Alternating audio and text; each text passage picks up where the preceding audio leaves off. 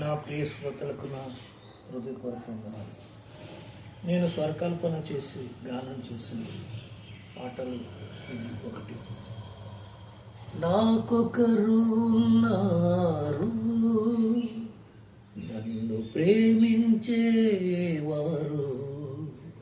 పాపములు దాగిండ కరుణతో నన్ను వెదకెను. అడవిలోని గొర్రెవలే గురి తప్పి తిరిగి తిని, అడవిలోని గొర్రెవలే గురి తప్పి తిరిగి తిని, కాపరి అయి నన్ను వెదకి వచ్చి తన కృపతో నన్ను రక్షించెను. ఆయనే యేసు, ఆయనే యేసు, ఆయనే యేసు, ఆయనే యేసు.